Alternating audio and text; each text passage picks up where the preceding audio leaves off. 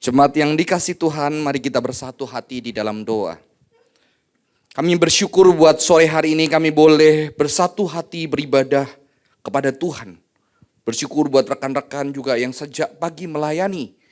Dan kiranya kembali kami boleh dikuatkan, diteguhkan oleh kebenaran firman-Mu sehingga kami bisa mempraktekkannya di dalam hidup kami. Sehingga kami bisa mengenal sukacita yang sejati di dalam hidup kami Tuhan. Berkati hamba yang sudah siapin boleh jadi berkat buat saudara-saudara di tempat ini. Dalam nama Tuhan Yesus kami berdoa. Amin. Saudara, saya memberikan judul hari ini In Praise of Laughter. Sebuah pujian atas tawa. Ya. Sesuatu yang mungkin selama saya kecil juga di gereja, tertawa jarang dibicarakan. Betul? Tertawa menjadi sesuatu yang mungkin kadang-kadang tidak begitu disukai. Ketika saya melayani, saya lebih suka melihat jemaat menangis. Bukan karena masalah berat, tapi karena Tuhan menjamah dan mereka menangis. Saya jarang berpikir kapan saya membuat mereka tertawa. Apalagi di dalam teologi yang saya pelajari, teologi yang harus serius. Karena Tuhan harus dihormati, tidak boleh tertawa. Kalau tertawa itu tidak hormat.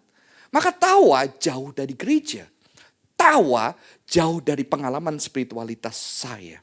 Dan jujur ketika saya men-search dan mencari buku-buku tentang tawa, sayangnya justru yang menulis bukan dari tradisi Reform atau Evangelical, sudah mulai ada yang ada dari filosof Kristen dan juga dari saudara-saudari yang dari Katolik, saudara-saudara dari Katolik. Orang-orang Kristen sudah mulai ada satu buku ya. Dan di sini saya mengajak kita memikirkan dan merenungkan tentang teologi atau tawa yang sesuatu yang penting bagi spiritualitas kekristenan kita. Maka saya teringat ketika saya melayani sebuah gereja, saya sedang mempersiapkan, jadi sebelum ada retreat, anak muda di gereja itu, saya siapkan leader-leadernya retreat khusus, di situ kita terbuka masa lalu kita, luka kita jujur di hadapan Tuhan, dan Tuhan jamah kita semua menangis, bisa cerita masalahnya, dan setelah semua nangis saudara-saudara, lampu dinyalakan, ternyata saya kaget, mereka habis nangis ketawa. Shadow-ku luntur katanya. Waduh, bedakku luntur. Dan mereka ketawa semua. Saya rasanya pertama lihat ini gila ya. Kok udah nangis-nangis ketawa kayak orang gila. Tapi begitu melihat mereka tertawa. Kok saya rasa bahagia. Saudara-saudara. Ya. Di situ saya mulai memikirkan.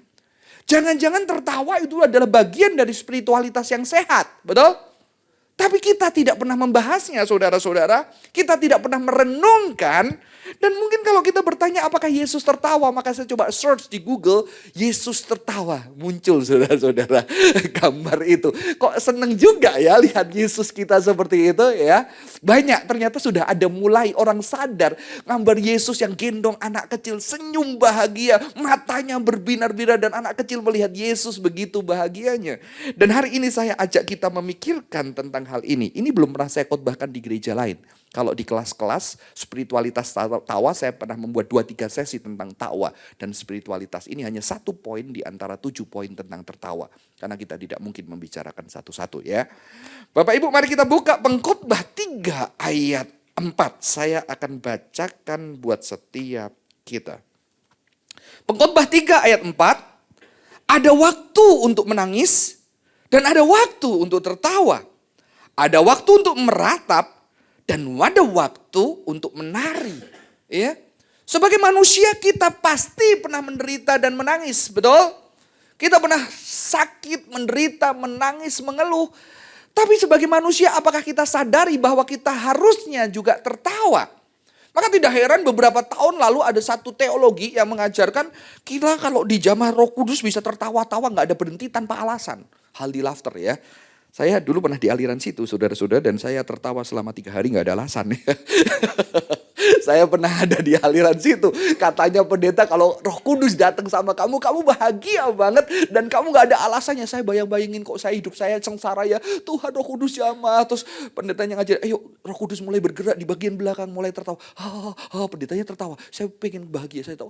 Gak bisa berhenti saudara-saudara. Gila saya. Tanpa alasan. Tidak saudara-saudara. Tawa itu ada alasannya. Ya. Dan di sini ternyata Alkitab menjelaskan sebuah realitas manusia hidup. Ada tangis, ada tawa. Betul? Sayangnya kita kurang membahas tawa. Mengapa? Karena di dalam tradisi gereja, saudara-saudara, tawa itu dianggap sebagai sesuatu yang berbahaya. Karena apa? Dulu ada seorang ahli yang meneliti sejarah tawa. Mengapa tertawa hilang di dalam gereja? Karena di era abad pertengahan, saudara-saudara, ada satu tradisi yang bernama karnival. Karnival itu sebetulnya artinya goodbye meet. Ya, mereka sebelum masuk puasa prapaskah 40 hari, sebelum goodbye meet, mereka itu ada karnival. Kalau karnival sekarang perayaan pasar malam. Untuk mereka merayakan bersama dengan rakyat. Rakyat waktu itu Kristen semua di era medieval. Dan ketika mereka merayakan, kadang-kadang rakyat itu pakai seragam-seragam pemimpin agama, pemimpin negara. Terus mereka membuat parodi-parodi lucu-lucuan, saudara-saudara. Dan ini ternyata mengancam kekuasaan. Seolah-olah tidak menghormati. Seolah-olah dijadikan ledekan dan lawakan. Dulu ada kan, kalau melawak, ciptain lagu-lagu yang kritik pemerintah, masuk penjara pada zaman dulu. Maka mulai kekuasaan tidak suka dengan tawa. Karena tawa seolah-olah mempertanyakan sebuah kekuasaan, sebuah otoritas, sebuah kehormatan dan dignity. Maka kadang waktu zaman kita sekolah, begitu kita ketawa-ketawa sendiri, gurunya marah. Kamu enggak menghargai bapak ibu ya? Ya. Padahal kita ketawanya bukan karena tidak menghargai. Kita lihat teman kita konyol banget waktu itu. Tidur atau segala macamnya, betul? Ya. Karena tawa dianggap sebagai sesuatu yang mengancam. Jangan-jangan justru ada seorang ahli mengatakan, mengapa gereja tidak memberikan ruang tertawa? Karena mungkin gereja tidak mau dipertanyakan dan mau berkuasa. Ya kan? Tidak mau dipertanyakan, mau berkuasa. Ada ahli. Makanya agama oleh ahli ini harusnya dipenuhi dengan tawa. Apalagi kekristenan mengabarkan Injil. Injil itu adalah kabar apa? Kabar baik. Kabar apa? Kabar sukacita. Kabar bahagia. Mengapa wajahnya orang Kristen kok kayaknya nggak sesuai yang dikabarin? Betul? Kabar sukacita. Harusnya ketika orang mendengar bersukacita dan sukacita bayi kita yang belum mengerti banyak hal dalam hidup. Ketika dia sukacita bahkan dia belum bisa bahasa, dia akan tersenyum, tertawa, bahagia. Mungkin kita sudah jauh dari desain Tuhan atas diri kita. Saya diminta seminar online game. Biasanya saya tahu mama-mamanya yang aktif di gereja pengen ngomelin anaknya supaya anaknya nggak main game online, betul? Dan itu bahaya buat saya. Kalau saya ngomelin anaknya benci saya. Kalau saya bela anaknya, orang tuanya benci saya. Serba repot kan? Kalau saya di tengah-tengah dianggap nggak punya prinsip. Ya. Dan ketika saya teliti anak-anak itu main game online. Dan ketika mereka main game online, wajah mereka antusias, saudara-saudara. Mereka tersenyum, tertawa, punya teman, bahkan nangis. Ketika saya bayangkan mereka ada di gereja, kok kayak zombie. Dan gereja ngomong, hati-hati dengan mereka. Ini bahaya nih. Ini nanti anakku tersesat, tapi begitu di gereja kok dia gak ada kehidupan. Maka tugas saya sebagai hamba Tuhan memikirkan adalah bagaimana gereja, tempat mereka bisa nangis, ketawa, teriak, bahagia, punya teman, punya sahabat. Karena di game online anak-anak yang gak punya teman, dia bisa temenan sama siapapun, saudara-saudara. Anak-anak yang introvert, anak saya salah satu introvert. Ketika lihat cicinya punya teman, akhirnya di game online dia punya teman. Terus setelah liburan dia bilang, "Pak, ayo pergi ke Filipina." Hah? Ngapain? Aku punya teman di online game. Dia temenan sama orang Filipina, saudara-saudara. Filipina di mana sih, Pak? Nggak tahu dia. Ngajak saya ke Filipina, saudara-saudara. Ya, di situ ada kenyataan mereka memberikan ruang. Saya baru ketemu ada satu anak dari Aceh. Suka main game online. Dia bisa ngumpulin 200-an anak main game online bareng. Dan mereka sharing, renungan bareng, saling sharing ayat Alkitab, main game bareng. Saudara. Jadi nanti kalau anaknya yang kecanduan, saya kenalin sama orang ini. Ya. Mereka bikin kelompok-kelompok secara online di seluruh penjuru daerah Indonesia. Sampai nemenin anak-anak itu termasuk renungan saat teduh bareng dan sharing masalah keluarga. Saudara-saudara, anak SD, SMP. Sudah ada yang kerjakan dan saya kagum sama orang-orang seperti ini. Ya. Tawa itu menjadi sesuatu yang dipertanyakan. Tawa menjadi sesuatu yang asing. Padahal ketika anak kita lahir, lihat wajah kita, cilu, bah, langsung ketawa. Betul kan? Cilu, bah. Itu kenapa saudara-saudara? Ketika dia lihat kita, ketika kita cilu wajahnya, mana papa begitu? Bah, Hilang lagi, mana papa? Bah. Itu anak sedang belajar jauh dan dekat dari orang tua. Ketika mama pergi, cilu, bah, dia bahagia. Terus sebenarnya cilu, bah. Ketika cilu, nggak ada. Nangis dia, saudara-saudara. Anak sedang belajar intimasi, kedekatan. Tarik ulur yang sehat. Ketika mamanya pergi, dia bisa balik lagi. Maka kasihan anak yang ditinggal orang tuanya nggak pernah balik. Cilu, 10 tahun nggak balik. Dia nggak bisa bahagia, saudara-saudara. Ya, tawa adalah bagian dari yang Tuhan ciptakan. Maka laughter can be rebellious.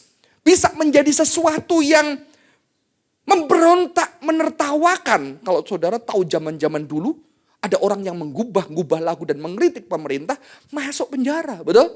Sekarang sih sudah lebih tidak seperti itu. Ada kebebasan, ada tawa. Dan biasanya tawa dijadikan tempat kritik. Maka gereja mulai menghilangkan tawa. Banyak teolog-teolog, bapak-bapak gereja dan teolog-teolog yang mulai mempertanyakan tawa. Bahkan mereka mengatakan tidak boleh ada tawa sedikit pun di dalam gereja. Saya bisa sebutkan lama, tapi kita nggak perlu ya, nggak tahu. Tapi ada satu penulis yang menulis novel tentang abad pertengahan di gereja. Dia mengatakan, tertawa itu menggoyang badanmu, mendistorsi wajahmu, yang membuat manusia kayak monyet. Saudara-saudara ya. Jadi tertawa itu dianggap sebagai sesuatu yang negatif. Tertawa dianggap sesuatu yang tidak baik.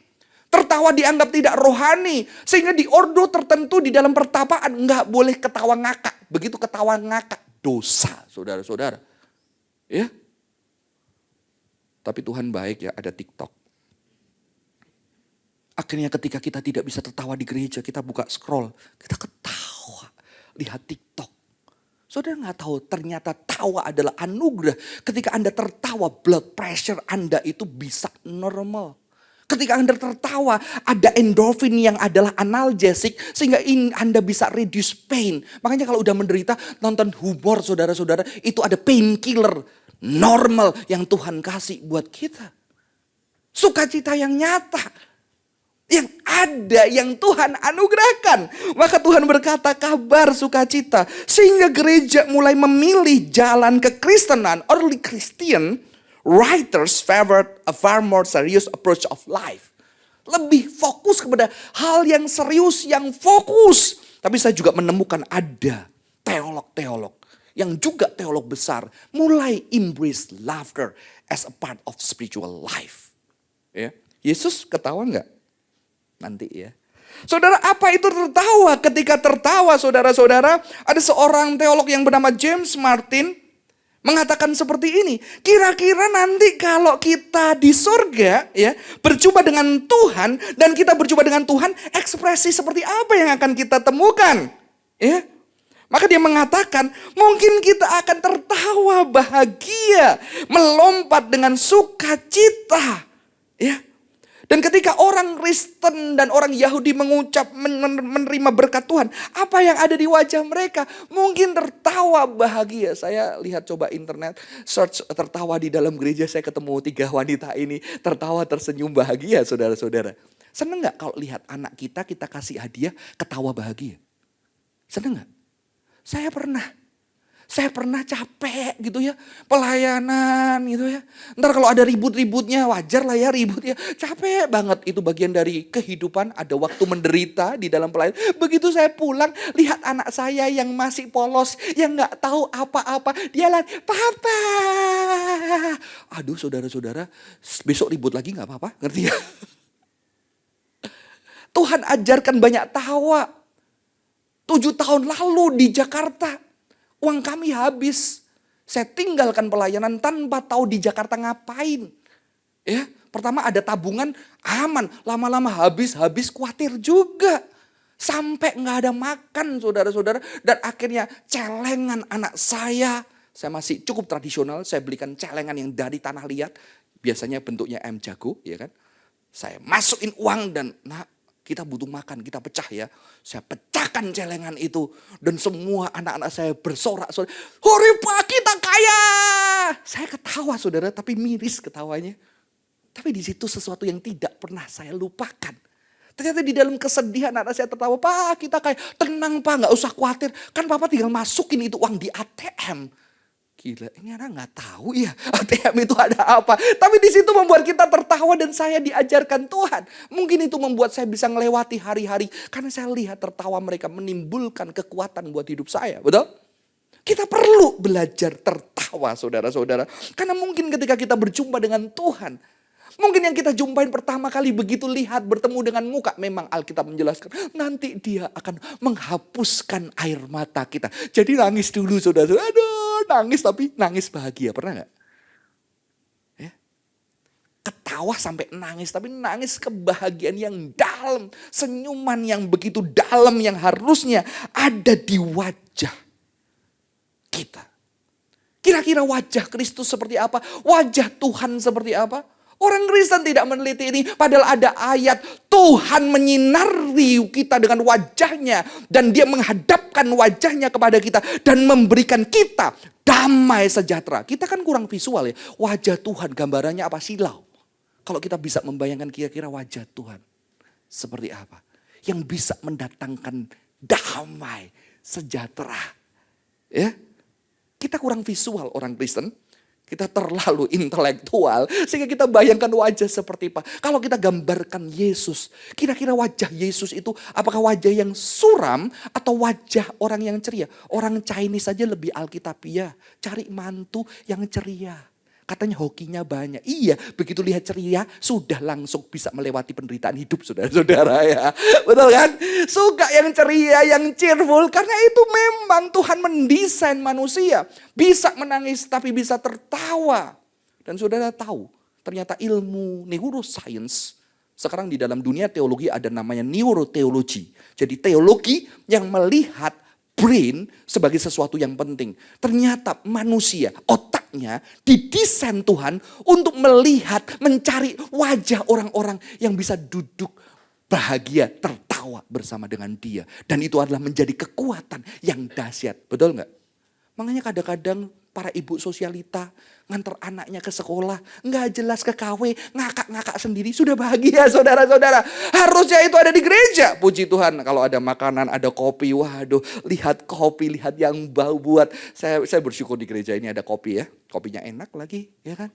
Terus lihat pada melayani, lihat wajahnya senyum-senyum, seger-seger, ganteng-ganteng, cantik-cantik saudara-saudara. Begitu saling melayani, tertawa, tersenyum, itu adalah satu kekuatan yang Tuhan berikan. Karena Anda dan saya adalah gambar dan rupa Allah yang mencerminkan kebahagiaan. Betul? Jadi yang suka cembetut bertobat hari ini. Tapi jangan tertawa terus saudara-saudara. Karena ada tawa, ada tangis ya. Kalau nangis terus bahaya. Kalau tertawa terus bahaya saudara-saudara. Karena orang gila hanya ada dua jenis. Yang tertawa terus dan marah terus ya. Jadi harus seimbang ya. Itu adalah sebuah berkat dari Tuhan. Maka kita punya Tuhan yang penuh dengan anugerah.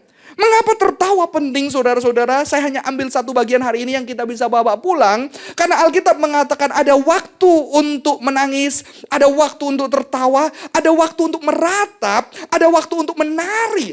Jadi rarian, tawa diidentikan dengan sebuah ekspresi tubuh akan sukacita yang nyata. Orang Kristen, kalau di gereja bilang ini, yang penting datang sama Tuhan pakai hati. Kalau nonton bola, nggak yang penting pakai hati, betul kan? Argentina gol, yang penting pakai hati. Enggak kan? Gol, begitu di gereja, haleluya. Kita tidak jujur di sana. Yang penting pakai hati, nggak ekspresif. Begitu dapat undian saudara-saudara, saham Anda naik, wah, tertawa nyata. Kok enggak? Yang penting pakai hati, nggak usah pakai badan ya.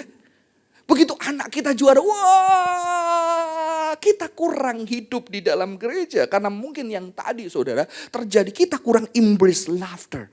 Tapi di tempat ini enggak. Karena tadi tertawa, saya lihat wajah-wajah tersenyum di kafe. Mungkin kalau sudah malam ya capek juga ya yang pelayanan dari pagi. Tapi masih bisa tersenyum, puji Tuhan saudara-saudara. Jadi ternyata itu tawa itu apa? Tawa adalah cara kita belajar menjadi manusia. Pengkhotbah adalah satu kitab yang menunjukkan bahwa manusia itu punya keterbatasan. Ketika hidup di dalam dunia ini seperti hembusan. Hembusan artinya apa? Sesuatu yang nggak bisa kita pegang. Hidup itu enigma, kata seorang penafsir Alkitab. Hidup itu enigma, ketika kita berbicara tentang enigma, kita nggak bisa pahami. Loh, maksudnya nggak bisa dipahami? Ya nggak bisa dipahami. Kalau bisa dipahami, nggak bisa dipahami. Jadi ketika kita berbicara tentang hidup, kita nggak bisa pahami. Tahu ada orang baik mati, ada orang yang nggak baik hidup. Kenapa Tuhan? Nggak ada penjelasan. Itu realitas hidup. Hidup yang penuh dengan enigma. Hidup yang penuh dengan ketidakpahaman. Karena memang kita dipanggil bukan untuk memahami hidup. Betul? Kita dipanggil untuk menjalani hidup bersama dengan Tuhan. Banyak nggak yang kita nggak paham dari hidup kita? Kenapa kita lahir? Anak saya tanya, "Pak, kenapa papaku papa?" Ya karena papamu papa, makanya kamu bisa tanya kenapa papaku papa. Jawaban yang tidak memuaskan, ya kan? Nggak bisa paham, kenapa? Gue juga nggak tahu kenapa lahirnya lo. Ya, yang pasti sekarang lu anak gue udah selesai. Saudara-saudara, kita nggak bisa pahamin, kita jalanin hidup iman kita, betul?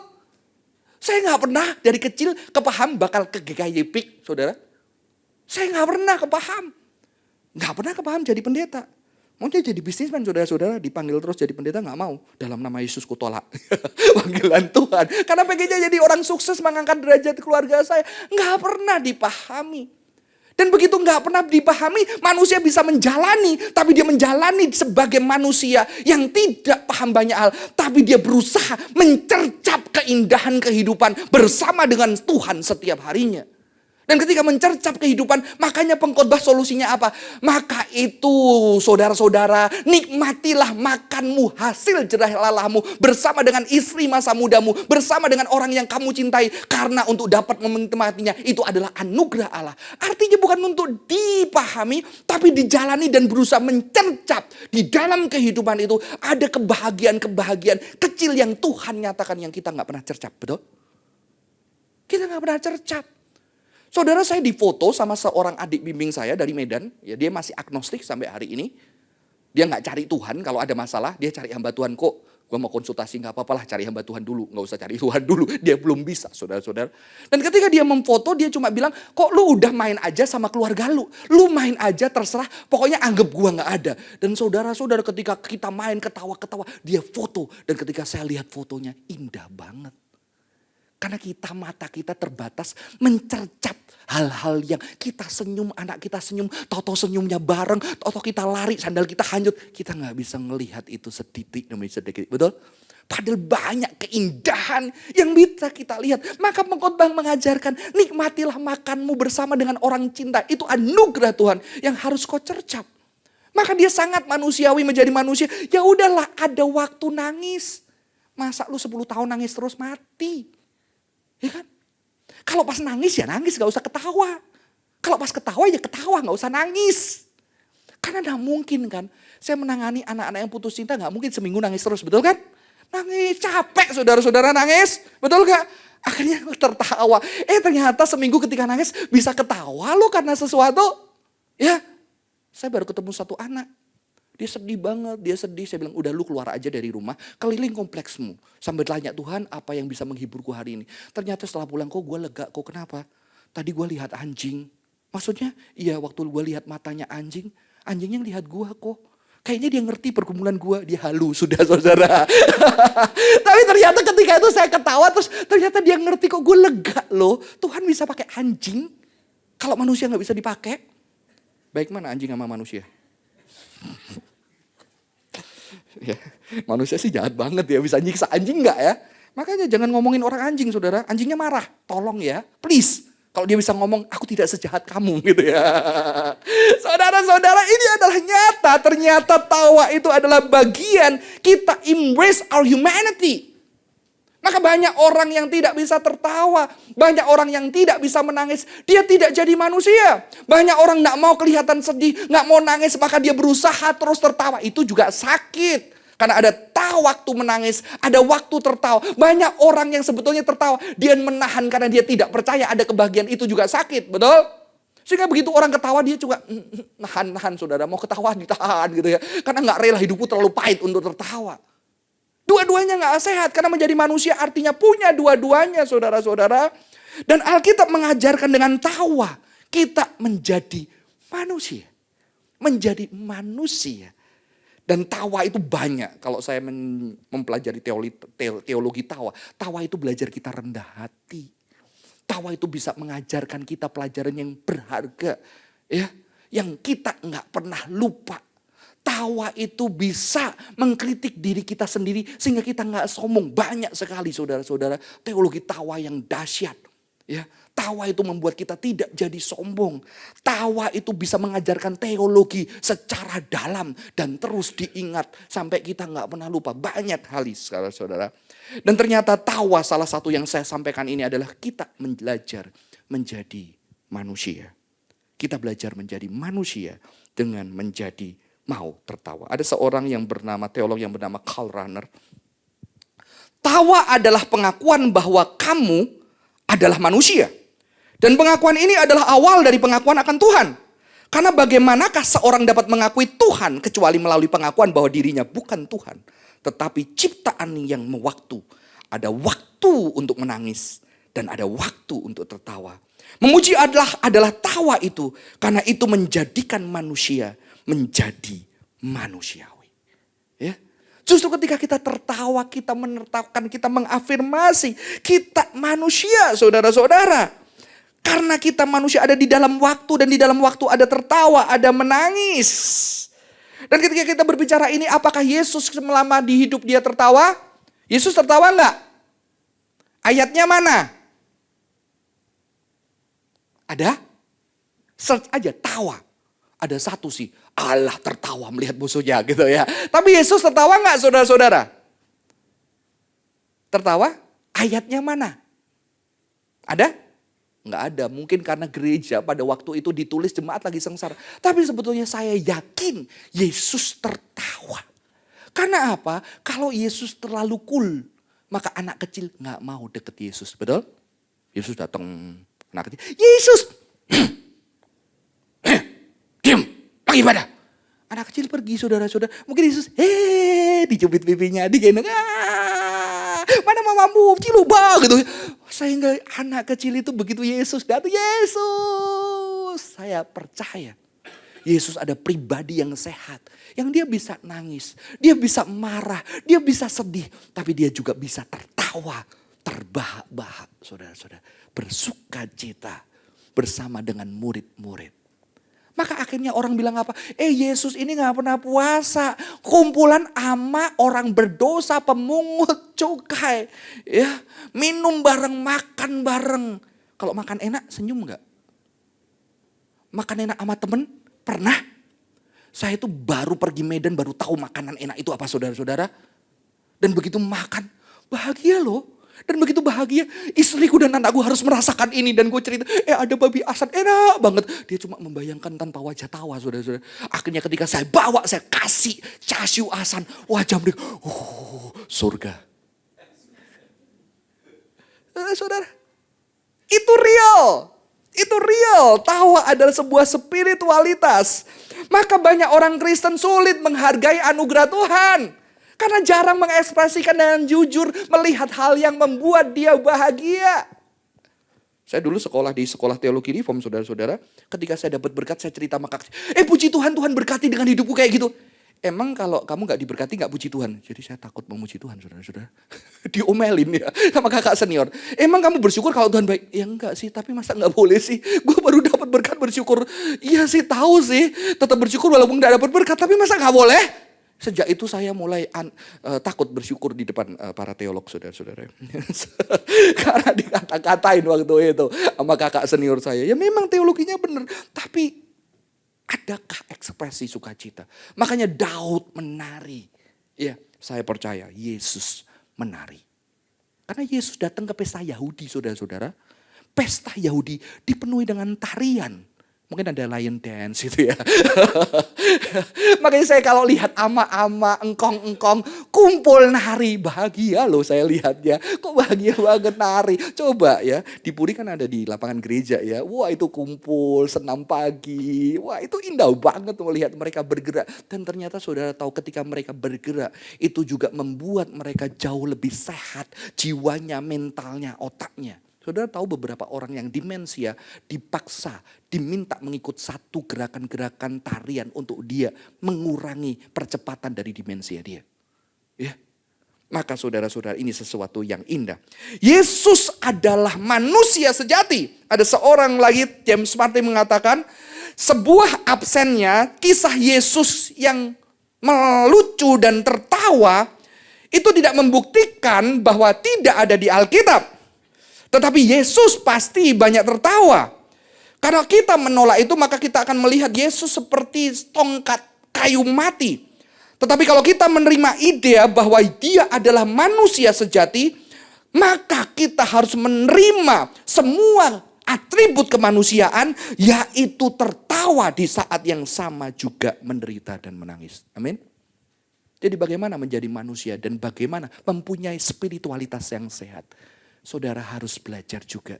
Ketika mendapatkan berkat Tuhan, ketika temanmu lucu, tertawalah. Ya, tapi jangan tertawa menghina ya. Itu menyakitkan.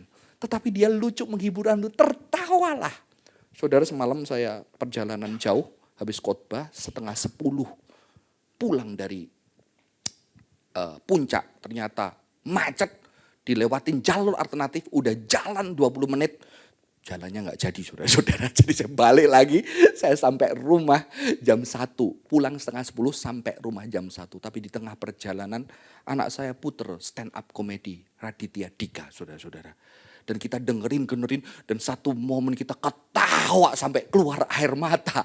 Dan ternyata saya nggak jadi ngantuk, jadi saya bisa nyetir selama berapa jam. Terus anak saya bilang, wah, enak juga ya dengerin gini kita ketawa ngakak ya. Kita ada di sini dan saya percaya itu momen yang tidak pernah kita lupakan. Saya tidak pernah lupa momen Tuhan mengajarkan saya spiritualitas dan kadang saya ketawa karena spiritualitas itu. Saudara, saya pernah di Surabaya posisi kalau beli pengen jajan saya harus sama istri mie pangsit ujung pandang porsi besar bagi 2 saudara-saudara. Karena gak punya uang. Saudara tahu mie pangsit ujung pandang dan saudara tahu saya mantan atlet. Makan separuh, tetap lapar. Ya, tapi itulah Tuhan pelihara. Yang penting rasain babinya. Tapi kalah sih kalau sama Medan. Dan ketika saya hajar saudara-saudara, istri saya yang tidak adil ya, separuh. Jadi saya masih lapar, tapi ya udahlah, karena cinta ya udah lewatin jalan itu saudara-saudara. Tapi ternyata ketika saya sudah bisa beli 2-3 porsi saudara-saudara, saya tetap makan separuh karena diet. Kolesterolnya sudah naik. Jadi Tuhan mengajarkan apa? Kadang-kadang kita cari duit, kita punya, kita juga tetap bisa makan di situ dan kita belajar mensyukuri. Ternyata makan separuh juga indah, betul? Itulah kehidupan saudara-saudara, kita harus belajar di dalam kehidupan kita. Ada waktu tertawa, ada waktu menangis dan kita melihat bahwa Yesus ketika di dalam kehidupan ini, di dalam masa-masa ini saudara-saudara, dia menjadi manusia sejati yang belajar tertawa dan menangis. Saya akan lanjutkan. Maka di sini kita melihat ada beberapa teolog yang memuji tentang tahu banyak banget ternyata. Karena orang mulai sadar itu saya akan bacakan beberapa kutipan mereka. Reinhold Niebuhr mengatakan, humor itu adalah awal. Prelude itu ya, transisi daripada lagu ya, prelude ya. Prelude itu transisi dari lagu. Dan tawa adalah awal dari doa. Sesat banget ya kayaknya. Tawa adalah awal dari doa. Saya mengalami itu ketika saya tertawa melihat anak saya gesek kartu kredit Pak. Ambil di ATM, saya tertawa. Dan saya bersyukur sama Tuhan. Thank you ya Tuhan, di kala saya gak punya apa-apa, saya masih bisa tertawa. Dan ada tawa yang paling parah. Uang saya tinggal 400.000. Ya, saya sudah pernah diberhentikan gereja 2 kali saudara-saudara. Maka sekarang saya part time. Mungkin trauma ya. Saya part time. Saudara-saudara, dan itu saya harus melewati hal-hal yang sulit. Dan suatu hari ketika uang tinggal 400.000. Saya berlutut di kamar. Tuhan tolong berkati aku. Rumah saya diketok saudara. Tek. Hah? Kok amin diketok? Saya buka pintunya. Saya pikir berkat Tuhan. Ternyata berkat Tuhan. Orang minta uang 400.000. Saya bilang, Tuhan ini yang bener aja. Saya minta berkat, tahu amin, diketok minta uang 400.000. Yang dia bilang, Johan aku temanmu SMA. Hah? Saya juga lupa punya teman kayak gitu. Sampai hari ini saya gak tahu namanya saudara-saudara. Tapi ternyata ketika itu saya bilang, kok pas ya? Saya bilang istri saya, ini berkat Tuhan loh. Berkatnya minta duit, saya bilang gitu. Wah kita 400.000. Saya langsung doa, Tuhan ini harus bagaimana. Saya suruh masuk, saya hitung-hitung kamu butuh mana. Ternyata dia dipecat dari kerjaan. Istrinya gak bisa makan, saya masih bisa makan saudara. Masih ada persediaan beras, masih ada persediaan makanan. Akhirnya saya bilang sama istri saya, kita harus kasih loh ini berkat Tuhan. Dan akhirnya saya hitung-hitung, oh bisa dia sampai pulang kampung 200.000. Saya bagi 200.000, saya kasih tahu. Saya tadi doa minta berkat Tuhan yang keluar kamu. Dan minta 400.000 tapi saya belum beriman.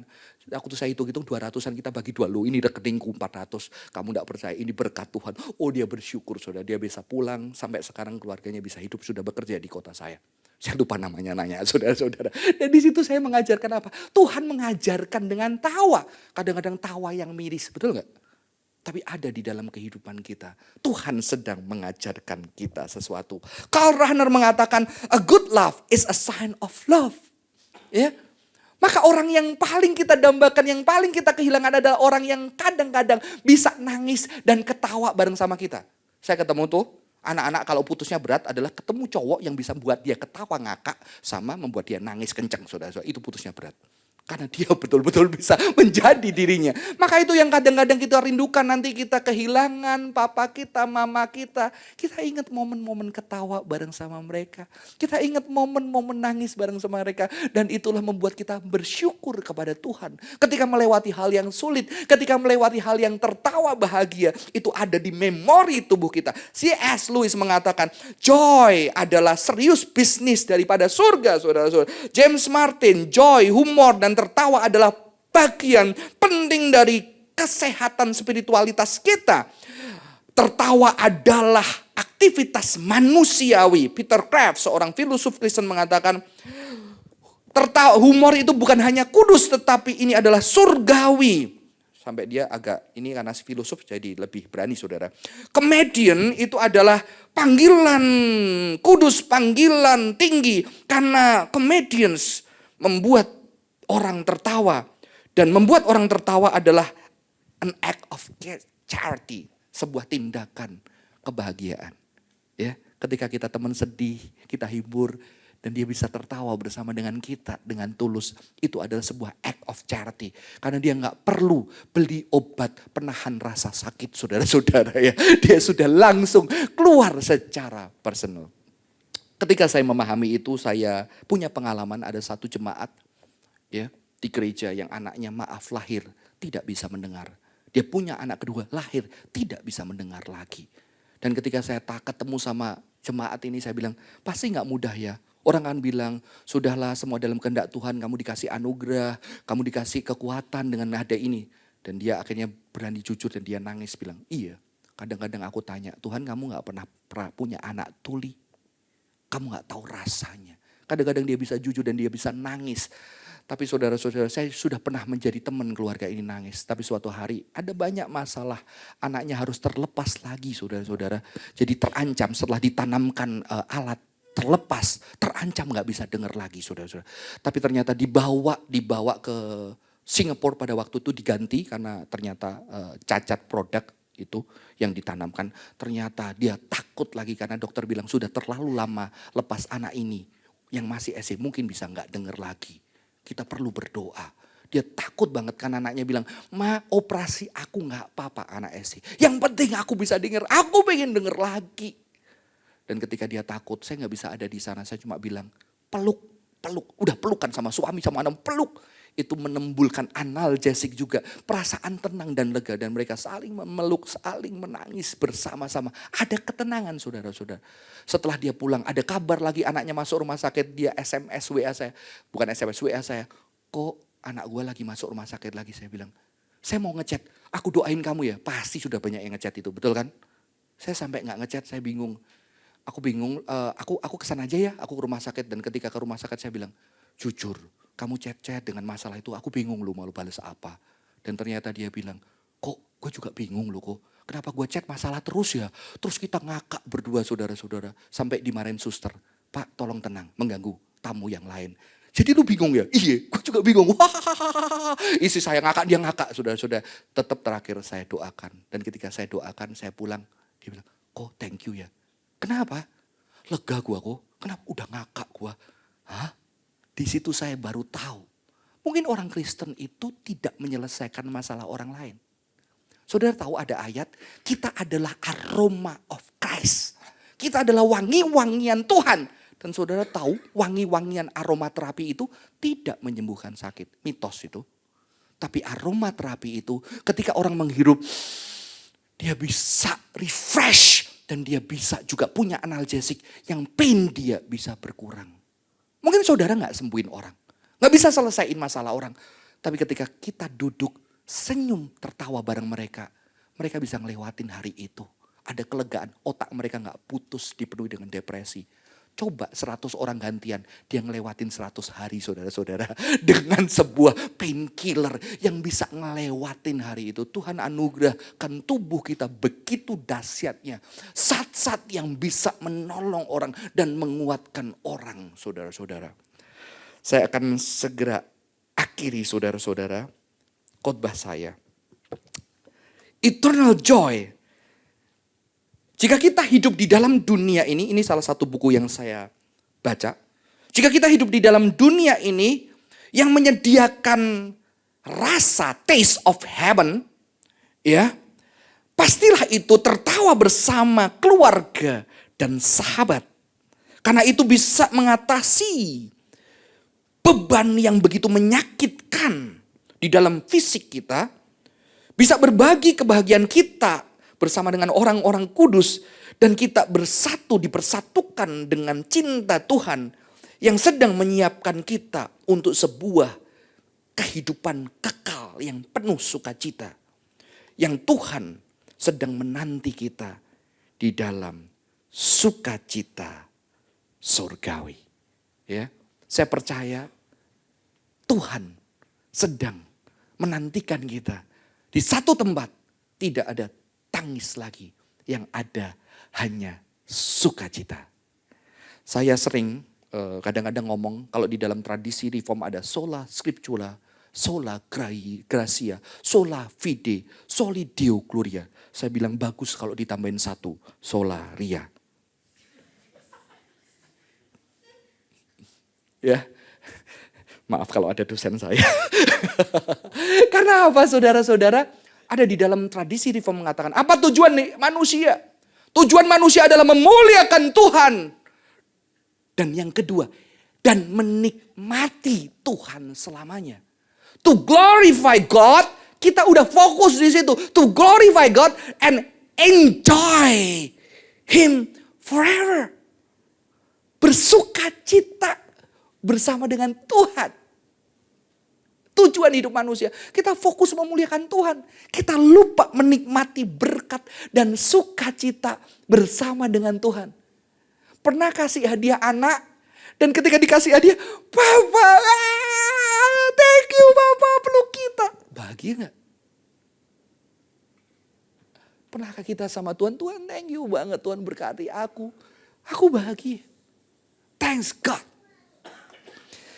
Saya akan akhiri, semoga ini bisa membuat tertawa, tapi ini tidak bermaksud mengejek orang tertentu karena ini terjadi di gereja kita, tapi saya tutupi wajahnya sehingga kita tidak tahu itu siapa, saudara-saudara. Ada seorang teolog yang membuat joke. Kelihatannya. Saya tutupi, saudara. Joke-nya gini, eschatology is a bit like a sermon. Eskatologi itu adalah sebuah khotbah tentang akhir zaman. Itu tentang teori akhir zaman itu seperti khotbah. Kita tahu bahwa itu akan berhenti. Tetapi sepertinya harusnya cepat berhenti. Ngerti maksud saya? Jadi tentang akhir zaman itu kayak khotbah. Kita tahu sih khotbah ini bakal berhenti. Harusnya cepat berhentinya. Kapan berhentinya saudara-saudara ya?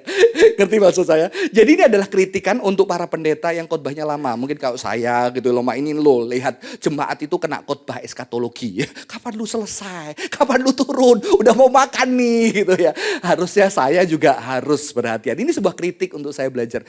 Tahu-tahu ketika saya post sama rekan-rekan hamba Tuhan, ada respon rekan hamba Tuhan yang membuat saya tertawa. Ada ketika ditunjukkan foto ini ada rekan hamba Tuhan. Dia kena khotbah eskatologi. Khotbah yang panjang. Mereka bukan berbuah tetapi bermimpi, saudara-saudara ya. Saudara-saudara, kadang-kadang tawa itu bisa membuat kita belajar. Membuat kita tertawa, membuat kita belajar dan mengerti firman Tuhan lebih lagi. Amin. Setelah pulang ini belajar tertawa ya, yang tulus. Ya, jangan pura-pura tertawa-tawa gak jelas. Please, bertobat. Dan saya akan akhiri dengan sebuah kutipan dari Mazmur 90. Saudara, banyak yang saya layani ala millennials, mereka itu kurang bisa bahagia. Akhirnya saya menemukan jawaban dan mereka lebih bisa sedikit bahagia. Sebetulnya ini ditelurkan oleh sebuah filosof Taoism. Jadi seorang filosof penulis Tao mengatakan ini. Mengapa orang tidak bisa bahagia? Karena mereka merindukan kebahagiaan yang tanpa ada ketidakbahagiaan. Ini Taoism. Makanya banyak anak kita gak bahagia karena dia pengen bahagia yang tidak ada penderitaan. Maka kamu tidak akan pernah bahagia. Maka dari Taoism mengatakan the perfect happiness if you accept unhappiness as a reality of life. Maka kekristenan tidak mengajarkan kehidupan yang bahagia. Ada kenyataan ketidakbahagiaan, betul? Tapi ada kenyataan kebahagiaan. Maka di situ mengapa tidak bahagia? Karena aku pengen ketidakbahagiaan yang gak ada ketidakbahagiaan. Saudara, kalau kamu menikah, bahagia gak? Menikah dengan orang yang dicintai, bahagia gak? Resiko gak bahagianya gede gak? Apa? Ribut terus iya, tapi yang paling parah adalah suatu hari salah satu akan ninggalin kan? Tambah sedih gak?